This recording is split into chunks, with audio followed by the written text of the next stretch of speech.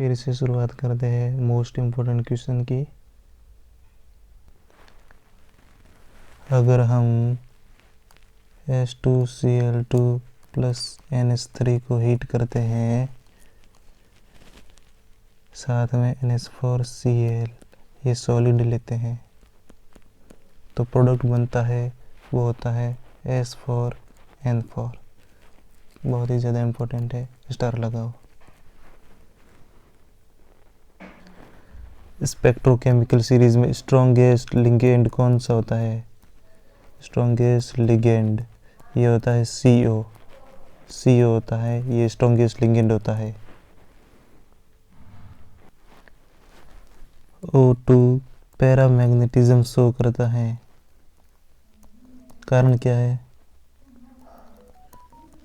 कारण होता है इसका क्योंकि एंटी बॉन्डिंग ऑर्बिटल में पाई ऑर्बिटल होता है, पाई इलेक्ट्रॉन होता है, पाई एक्स एंटी बॉन्डिंग में होता है और पाई स्टार वाई 2 इलेक्ट्रॉन होते हैं, उसकी वजह से एंटी बॉन्डिंग में।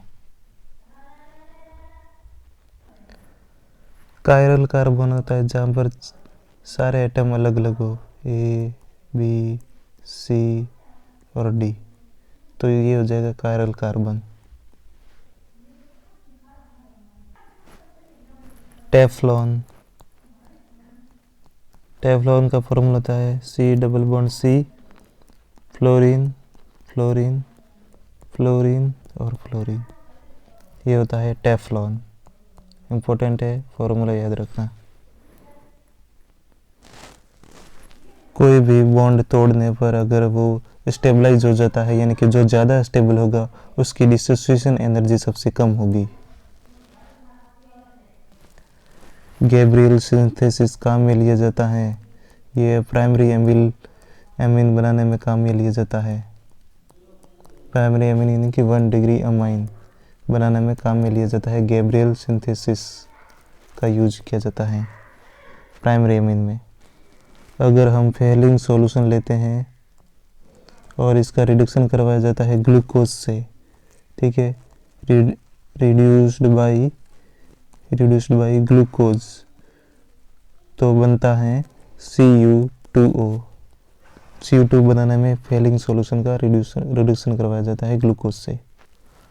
और सुक्रोज है, यह एकमात्र शुगर है जो फेलिंग सॉल्यूशन को रिड्यूस नहीं कर सकती है।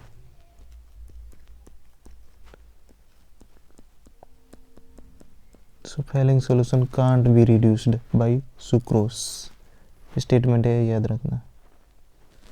अगर कोई मिक्सर दे रखा है, मिक्सर के अगर कंपोनेंट्स को अलग करना है तो किसका यूज़ किया जाएगा? ये क्रोमेटोग्राफी से, ये मेथड होता है, उसका यूज़ किया जाता है क्रोमेटोग्राफी। किसी भी मिक्सर के कंपोनेंट्स को अलग क्रोमेटोग्राफी से किया जाता है। IR स्पेक्ट्रम में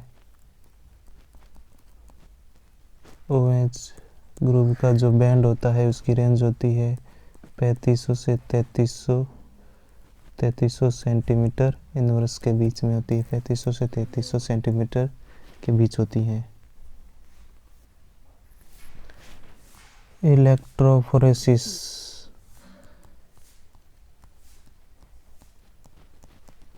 इलेक्ट्रोफोरेसिस का यूज़ किया जाता है अमीनो एसिड्स को सेपरेट करने में। सेपरेशन ऑफ अमीनो एसिड्स किस बेसिस पर किया जाता है?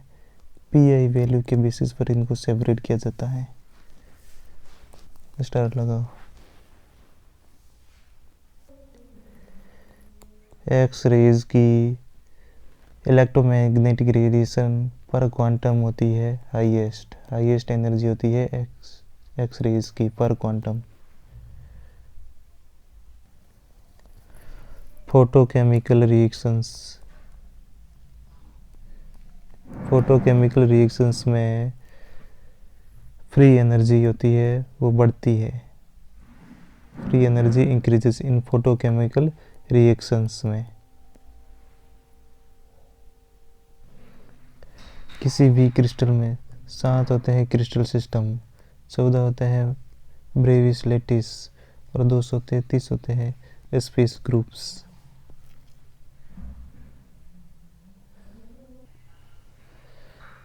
ई सेल होता है, उसमें ई सेल बराबर ई कैथोड माइनस ई एनोड, ठीक है। जिसका SR भी ज़्यादा होता है उसको कैथोड लिया जाता है, चाहे वो नेगेटिव में भी मान लो। एक है -0.75 है, एक है -0.14 है, तो ये वैल्यू ज़्यादा है तो कैथोड इसको लिया जाएगा, इंक्लूडिंग माइनस चिन्ह। N2 मॉलिक्यूल होता है वो IR इनएक्टिव होता है, लेकिन रमन एक्टिव होता है, रमन एक्टिव होता है N2 मॉलिक्यूल में।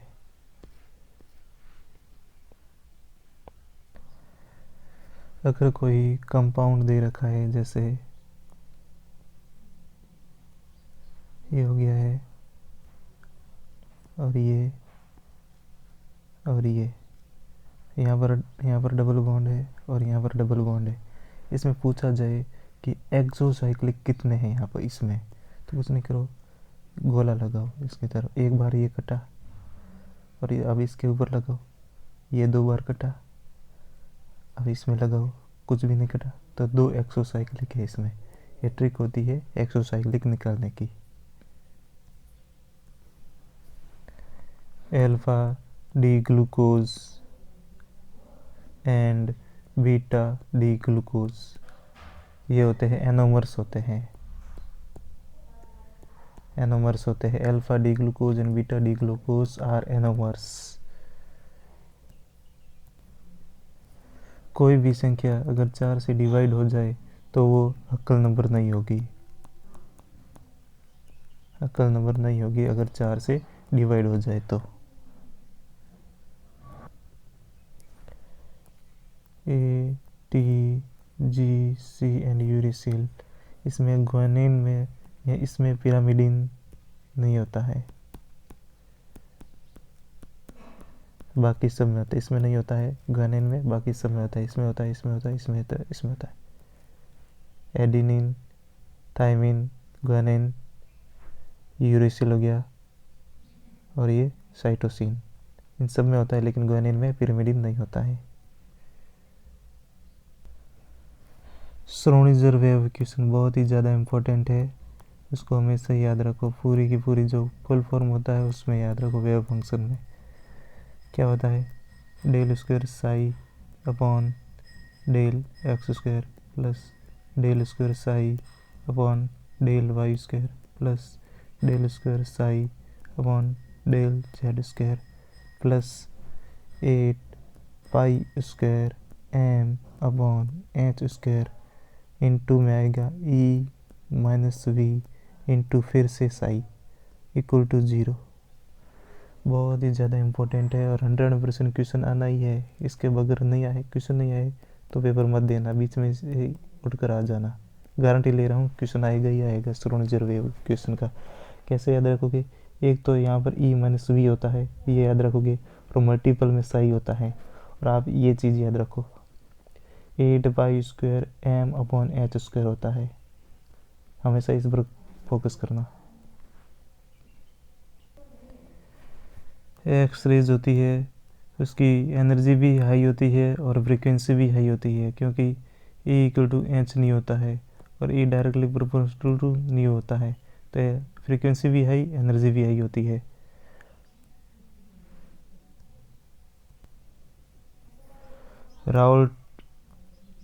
राउल्ट्स लॉ होता है, उसमें पॉजिटिव डेविएशन शो करता है बेंजीन एंड एसीटोन, ये होता है पॉजिटिव डेविएशन शो करते हैं, और नेगेटिव डेविएशन शो कौन करता है, H2O ले लो और साथ में HCl ले लो, ये नेगेटिव डेविएशन शो करेंगे। एक ले लो एसीटोन एंड क्लोरोफॉर्म, ये भी नेगेटिव शो करता है, और वाटर एंड नाइट्रिक एसिड, ये सब हाइड्रोजन बॉन्ड बनाने की वजह से नेगेटिव डेविएशन शो करते हैं, जबकि पॉजिटिव डेविएशन शो करते हैं benzene and acetone. Hydrogen gas H2 gas की स्टैंडर्ड एंथैल्पी फॉर्मेशन 0 होती है। स्टैंडर्ड एंथैल्पी फॉर्मेशन होती है डेल्टा एच, इसकी 0 होती है हाइड्रोजन गैस की। अगर ट्रांजिशन आए, ट्रांजिशन आता है S1 से S0, S1 से S0, तो ये रेडियोटिव होती है क्योंकि यहाँ पर फ्लोरेसेंस होती है। फ्लोरेसेंस होता है तो रेडियोटिव होता है। SO2, इसमें टोटल वाइब्रेशन होते हैं 9, और 3 होते हैं रोटेशनल के, 3 होते हैं ट्रांसलेशन के, और फिर 3 होते हैं वाइब्रेशन के, तो टोटल 9 बन जाएंगे। अगर टेम्परेचर इंक्रीज किया जाए तो रेट ऑफ रिएक्शन वो एक्सपोनेंशियली इंक्रीज होती है। एक्सपोनेंशियली बहुत ही ज़्यादा इम्पोर्टेंट है। एक्सपोनेंशियली इंक्रीज होती है। अगर टेम्परेचर बढ़ाया जाए तो रेट ऑफ रिएक्शन होती है वो एक्सपोनेंशियली इंक्रीज होती है।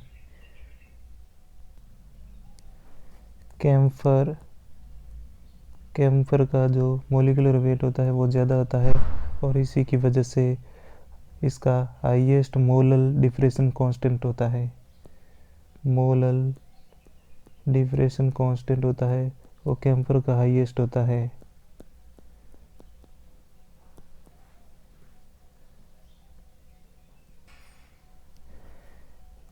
Degree of dissociation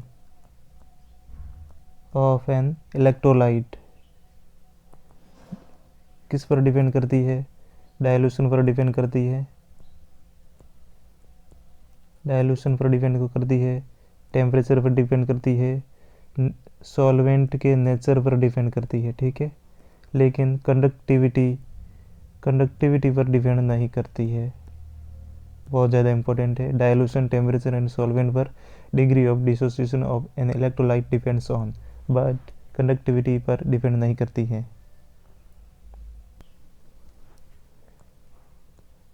Maxwell equations, ये बहुत ज़्यादा इंपॉर्टेंट है, इसको देख लेना आराम से डिटेल से। XeO4, इसका स्ट्रक्चर होता है square pyramidal.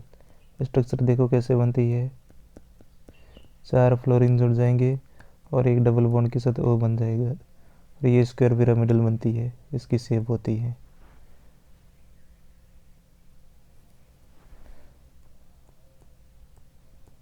John Taylor effect होता है, ये कोऑर्डिनेशन कंपाउंड में होता है, इंपॉर्टेंट है।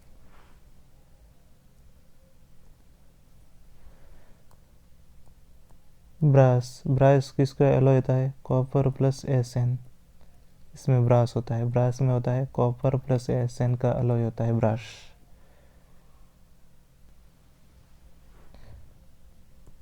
MgCl2.6H2O को अगर हीट करोगे तो MgO बनेगा।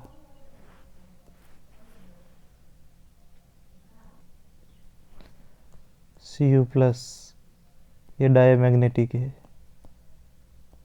ऑल आर पेयर्ड, ठीक है, यानी कि कलरलेस भी होगा, कलरलेस भी होगा। I3-, इसकी शेप होती है लीनियर, ये लीनियर शेप होती है I3- की।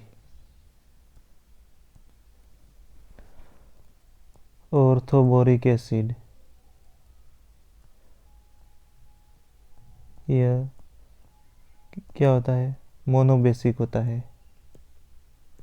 मोनोबेसिक होता है। ऑर्थोबोरिक एसिड होता है वो मोनोबेसिक होता है। बहुत ही ज़्यादा इंपॉर्टेंट है, याद रखो।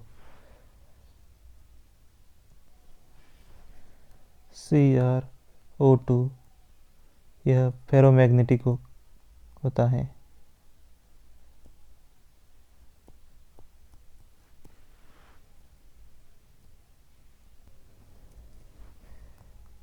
एन टाइप एक्सट्रिंसिक सेमीकंडक्टर में होती है, तो एन टाइप तब बनता है जब इलेक्ट्रॉन डोनेट करने वाला होना चाहिए, यानी कि 15th ग्रुप की इम्प्योरिटी वो 14th ग्रुप में मिलाई जाती है। तो ये होता है कंडक्शन बैंड होता है, ये होता है वैलेंस बैंड होता है, और डोनर होता है वो कंडक्शन बैंड के पास में होता है ताकि ये इलेक्ट्रॉन को डोनेट कर सके इसमें। तो कंडक्शन बैंड के पास होता है डोनर, यानी कि 15 ग्रुप होगा वो यहाँ होगा, 14 ग्रुप होगा यहाँ होगा।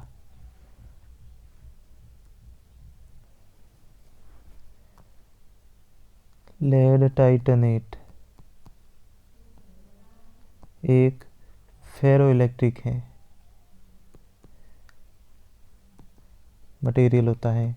फेरोइलेक्ट्रिक का मतलब है कि ये दोनों तरह से बिहेव करता है, मैग्नेटिक और इलेक्ट्रिक दोनों में ही बिहेवियर करता है।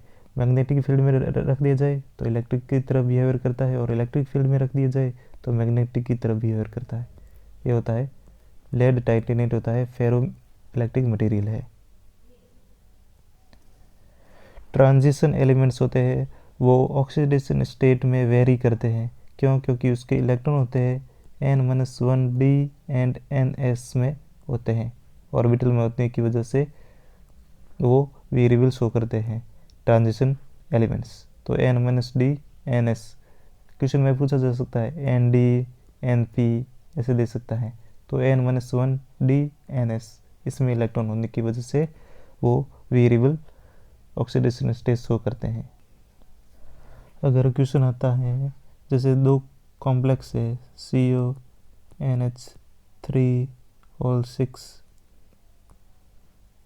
Cl3 और CONH3 Cl और Cl2, इनमें मोलर कंडक्टिविटी किसकी हाईएस्ट है? मोलर कंडक्टिविटी किसकी हाईएस्ट है? सीधा आप काउंटर आयन देखो, इसको अगर तोड़ोगे तो एक प्लस होगा और Cl3 माइनस होगी, यानी टोटल कितने हो जाएंगे? 4 आयन होंगे। इसको तोड़ोगे तो एक प्लस का हो जाएगा और 2Cl माइनस, यानी कि 3 बनेंगे टोटल। तो ये ज़्यादा है, तो ज़्यादा है तो इसकी कंडक्टिविटी ज़्यादा हो जाएगी। तो ये हो जाएगा ऑर्डर। इस टाइप के क्वेश्चन पूछे जाते हैं। काउंटर आयन देखो बाहर वाले, जो ज़्यादा होंगे उससे भी किया जा सकता है। टर्बियम T+3 इसकी J वैल्यू होती है, इसका जो एटॉमिक नंबर होता है 65 होती है, इसकी J वैल्यू होती है L+S।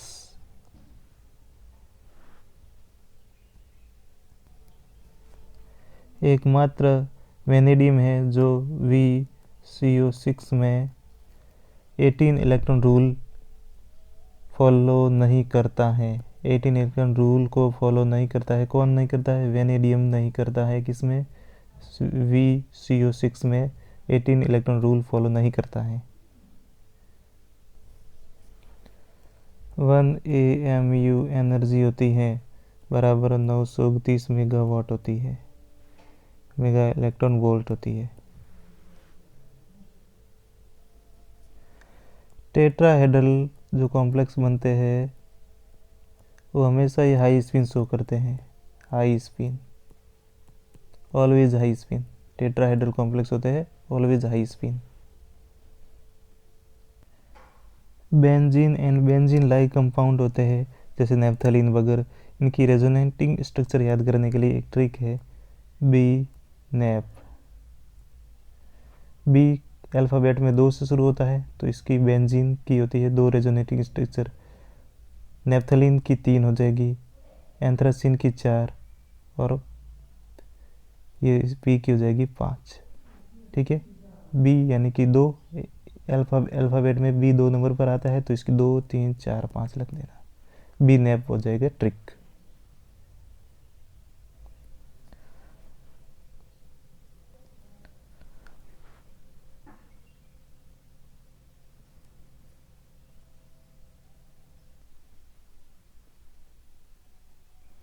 अगर हम मेलोनिक एस्टर होता है, मेलोनिक एस्टर, इसकी रिएक्शन अगर यूरिया के साथ करवा दी जाए तो प्रोडक्ट बनता है बारबीट्यूरिक एसिड, याद रखो बहुत ही ज़्यादा इम्पोर्टेंट है। मेलोनिक एस्टर की रिएक्शन यूरिया के साथ करवाओगे तो बारबीट्यूरिक एसिड बनता है। पिक्रिक एसिड बनाने के लिए दोनों ही कंसनट्रेटेड चाहिए होता है।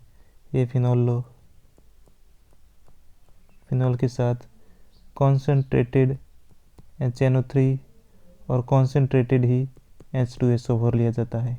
दोनों ही कॉन्सेंट्रेटेड लिया जाएगा तब पिक्रिक एसिड बनता है। पिक्रिक एसिड हमेशा याद रखो, ये होता है इसका डायग्राम, 3 NO2 ग्रुप लग जाते हैं।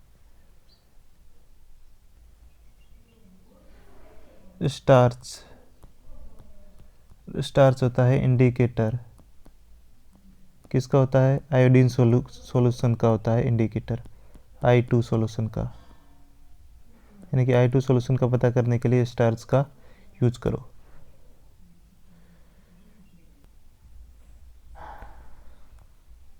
ग्लोबुलर प्रोटीन्स किस में होते हैं? ग्लोबुलर, गोल गोल के कौन होते हैं? एग्स, एग्स में होते हैं ग्लोबुलर प्रोटीन्स होते हैं एग्स में।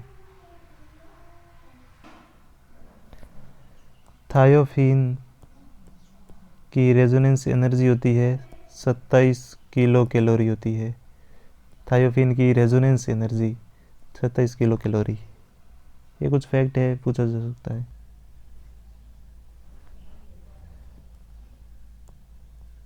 वैथोक्रोमिक शिफ्ट होता है यूवी रेडिएशन में। ये क्या करता है?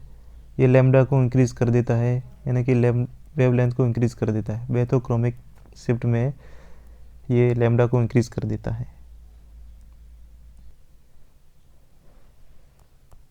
CH3 बेंजीन, इनमें 1H NMR सिग्नल्स होते हैं। एक सिग्नल होता है इनमें, इसमें भी एक, इसमें भी एक।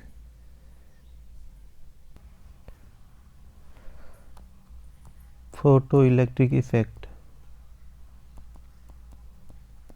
ये पार्टिकल नेचर की वजह से आता है, न कि वेव की, और न ही बोथ। पार्टिकल नेचर की वजह से फोटो इलेक्ट्रिक इफेक्ट होता है। याद रखने के लिए P, तो ये भी P, photo electric effect, particle nature. Compressibility factor होता है एक, इसको Z से इंडिकेट किया जाता है। कंप्रेसिबिलिटी फैक्टर Z होता है PV/RT लिखो, अगर मोल हो N बराबर 1 है तो ये फॉर्मूला होता है। अगर क्वेश्चन पूछा जाए कि 1 मोल NaCl लिया जाए, एक सेकेंड वापस देखो, क्वेश्चन था कि 1 m NaCl लो, 1 m ग्लूकोज लो या यूरिया लो, 1 m ग्लूकोज ले लो और 1 m सुक्रोज ले लो, तो इसमें कौन राउल्ट्स लॉ एप्लीकेबल नहीं होगा? किस पर? देखो ये तीनों तो सेम ही एक जैसे है, और इसका आयनाइजेशन हो जाता है, और आयनाइजेशन हो जाता है उस वहाँ पर राउल्ट्स लॉ नहीं लगता है। NaCl है ये, तो NaCl का आयनाइजेशन होता है तो राउल्ट्स लॉ नहीं लगेगा।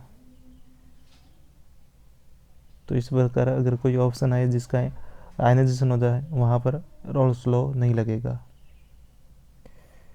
रेफरेंस इलेक्ट्रोड बनाया जाता है कैलोमल, कैलोमल होता है, ठीक है। तो किससे बनता है? Hg plus Hg2Cl2। याद रखना यहाँ पर 2 है, Hg प्लस Hg2Cl2, दोनों में ही 2 है। यह कैलोमल होता है, रेफरेंस इलेक्ट्रोड के रूप में यूज किया जाता है। एक कैटालिस्ट होता है, यह सबको चेंज कर देता है, लेकिन इक्विलिब्रियम कांस्टेंट के होता है उसको चेंज नहीं कर सकता है। इसको चेंज नहीं कर सकता, बाकी सबको चेंज कर देगा।